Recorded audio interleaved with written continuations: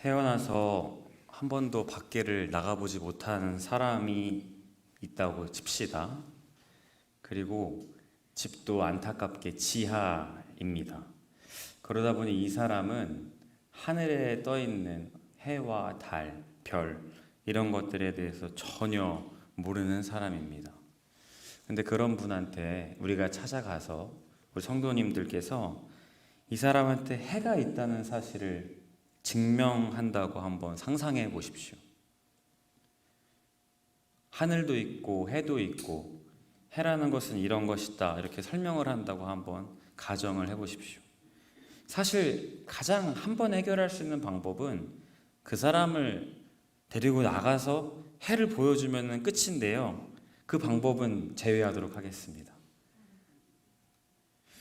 나름대로 우리가 스마트폰에 사진을 갖고 가서 이거는 이렇게 생겼고 이거는 뭐 엄청 뜨겁고 뭐 흑점이라는 것도 있고 아무리 해에 대해서 얘기를 설명을 했는데 그 사람이 그래 신기하게 받아들이다가 마지막에 힘 빠지게 이렇게 대답합니다. 진짜 해가 존재하는지 모르겠어. 그냥 너가 지어서 하는 얘기 아니야? 어떻게 그게 공중에 떠 있을 수 있고 그게 어떻게 지 스스로가 핵융합이 계속 일어나서 고온으로 타고 있고 어떻게 그럴 수 있어? 사진도 너가 그냥 뭐 그림으로 그려온 거 아니야? 이러면서 해가 없다는 사실을 전적으로 부정한다면 진짜 난감할 겁니다. 근데 우리 해가 당연히 위에 떠 있고 저희도 이유는 알 수 없지만 그게 공중에 떠 있고 자기가 알아서 핵융합이 펼쳐지면서 열을 가한다는 사실 우리가 알고 우린 햇빛에 한번 몸도 태워봤고 햇빛을 통해서 얻어지는 것들이 많은 것을 알기 때문입니다. 나름 그 사람은 내 눈에 보이지 않으니까 해가 없다 이렇게 주장할 수 있겠지만 믿고 안 믿고는 그 사람의 자유이지만 한 가지 분명한 사실은 해를 부정하지만 이미 그 사람도 해를 통해서 많은 것을 공급받고 혜택을 받고 있다는 사실입니다. 해를 보지 못했기 때문에 지하에 있었기 때문에 해가 없다 이렇게 얘기하지만 사실 그 사람도 먹고 살려면 동식물을 먹고 살아야 할 텐데 그 동식물은 광합성과 우리가 생명을 유지하기 위해 반드시 해가 필요하기 때문이죠.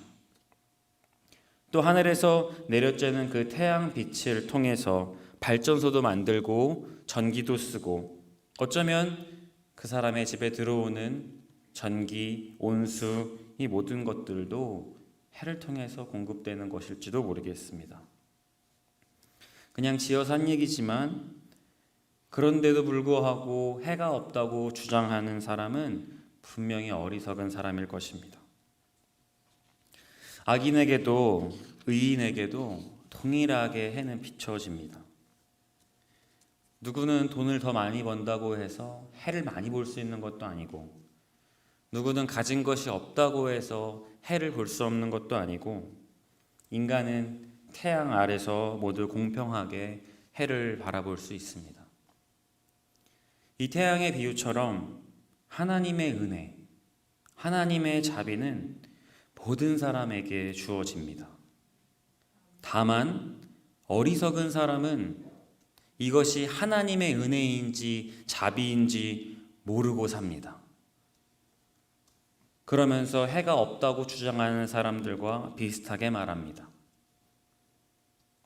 난 하나님을 본 적이 없어. 너 지금 하는 얘기 다 지어서 하는 얘기 아니야? 하나님 안 계신 것 아니야? 아무리 하나님에 대해서 설명하고 얘기하고 하나님을 증거하고 간증해도 어떤 사람들의 마음은 늘 굳게 닫혀 있습니다. 해가 없다고 주장하는 사람들처럼 아무리 하나님에 대해서 설명해도 받아들이지 못하는 사람들 마찬가지로 어리석은 사람들입니다. 오늘 우리가 읽은 14절 1절을 제가 읽겠습니다. 어리석은 자는 그의 마음에 이르기를 하나님이 없다 하는도다. 그들은 부패하고 그 행실이 가증하니 선을 행하는 자가 없도다. 아멘. 그들은 애써 하나님이 없음을 주장합니다. 어쩌면 자신들이 행하는 일들, 행실 이런 것들이 정직하고 바르지 않기 때문에 하나님을 없다고 주장하면서 자신들의 것들을 정당화시키려는 것인지도 모르겠습니다. 그런데 로마서 1장 19절 20절에 바울은 분명히 이렇게 이야기합니다. 이는 하나님이 알만한 것이 그들 속에 보임이라. 하나님께서 이를 그들에게 보이셨느니라. 창세로부터 그의 보이지 아니하는 것들 곧 그의 영원하신 능력과 신성이 그가 만드신 만물에 분명히 보여 알려졌나니 그러므로 그들이 핑계하지 못할지니라. 아멘.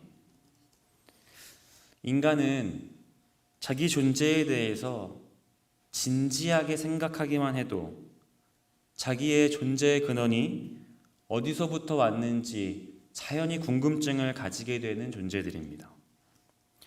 나는 어디에서 비롯됐고 어디에서 왔으며 난 죽으면 어디를 갈까? 자신을 돌아볼 수 있는 지적 능력을 우리 모두에게 허락하셨습니다. 적어도 동물들은 그런 생각을 할 수 없죠. 우리 집에 있는 너무 귀여운 강아지, 너무 예쁘지만 사실 강아지 그런 것 모릅니다. 천국 같이 갈 수도 없습니다. 이런 생각만으로도 우리는 하나님의 형상이요, 하나님께서 지으신 존재라는 것이 분명한데 그것들을 부정하는 사람들은 어리석은 사람들이라는 것입니다. 이런 어리석은 사람의 반대로 지혜자에 대해서 또 이야기해 보려고 합니다. 우리 성경 중에 지혜를 많이 언급하는 전도서의 말씀을 보면 지혜자의 마음은 초상집에 있으되 우매한 자의 마음은 혼인집에 있다, 이렇게 이야기하고 있습니다. 장례식장을 가보면 이 말이 무슨 말인지 한 번에 와닿습니다.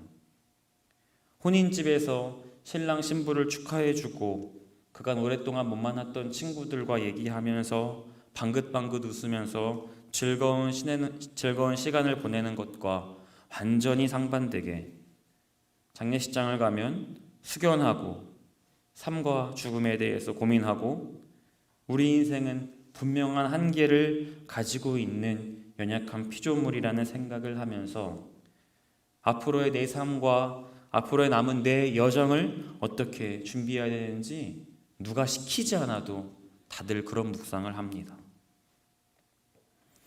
영원불변하신 하나님을 떠난 인간의 최후는 결국 죽음과 허무함 뿐이다, 전도서는 이야기해주고 있습니다. 하나님이 없이 내 기준으로 내가 좋다고 생각했던 것들을 하면서 내가 정의롭다고 생각한 것들을 지속해 오면서 내가 선하다고 하는 것들을 한다 한들 그 모든 것은 허무함 뿐입니다. 제가 지금 고등부를 담당하고 있고 과거에도 교육전도사로 중고등부를 많이 섬겼는데 아이들을 난감하게 하는 걸 되게 좋아했습니다. 질문을 통해서. 그래서 어떤 질문을 하면 이런 질문을 많이 했어요.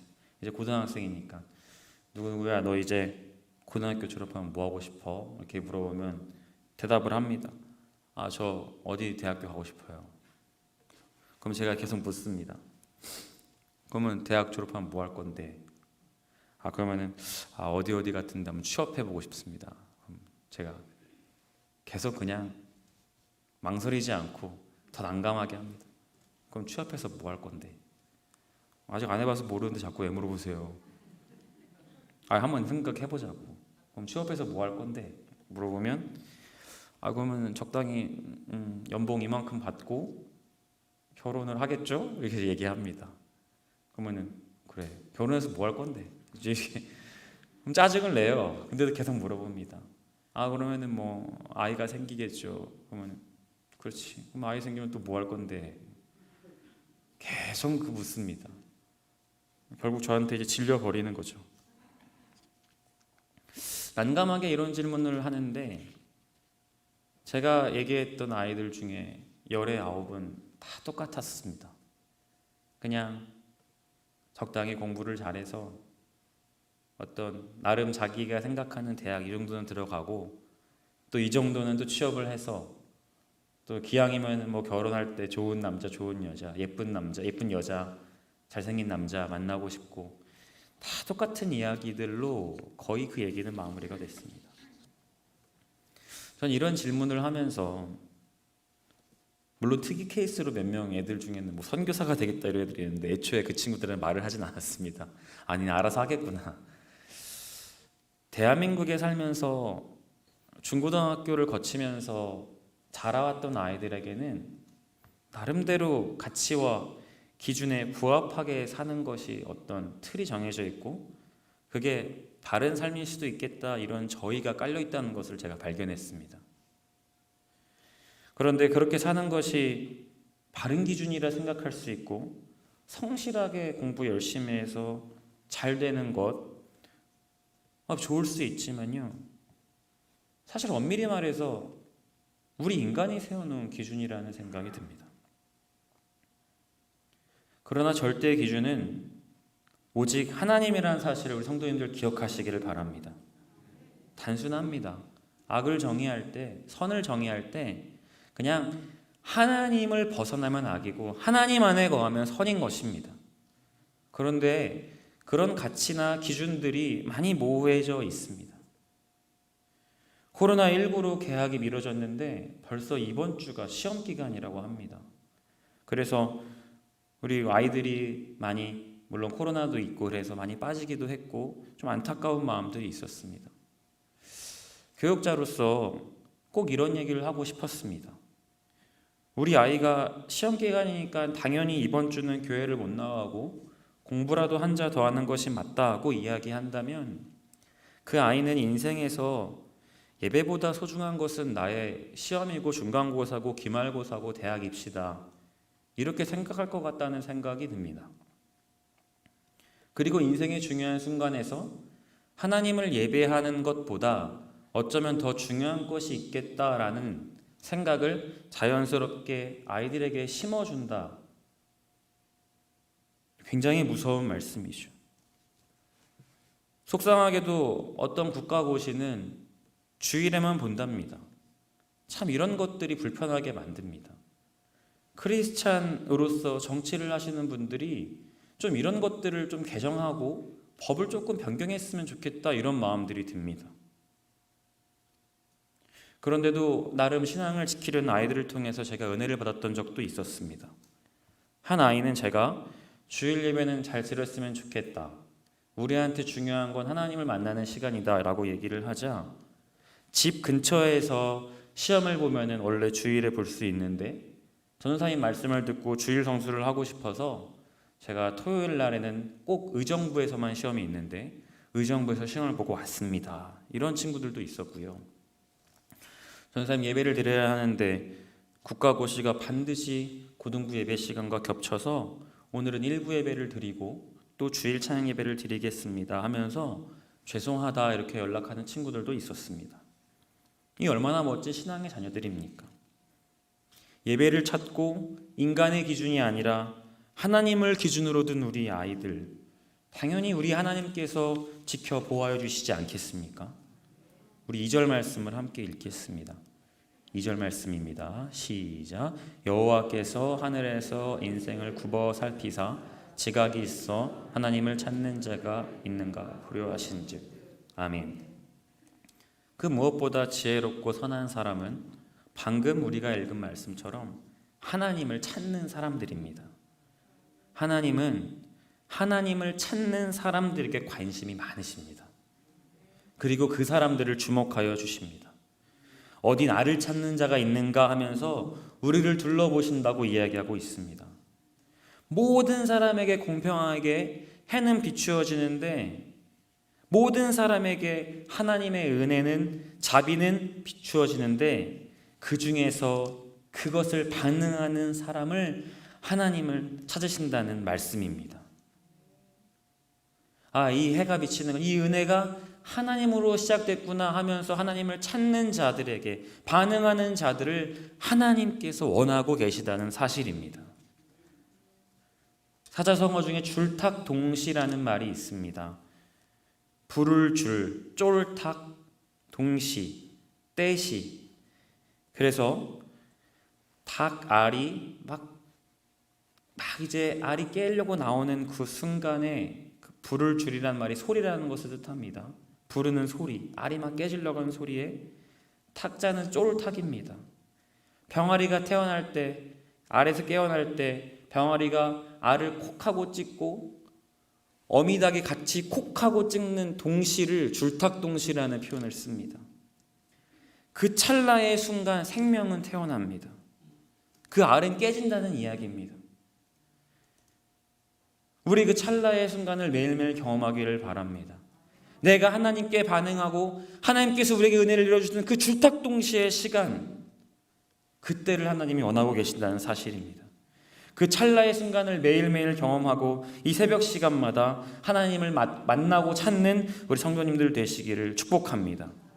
하나님은 오늘도 하나님을 찾는 우리를 주목하고 계십니다. 다른 데 기준을 두지 마시고 말씀으로 기준을 세워나가시고 하나님을 찾아 나가는, 그래서 하나님이 우리를 찾으시는 놀라운 축복의 사람들이 되시기를 축복합니다. 우리 시간 함께 기도하도록 하겠습니다.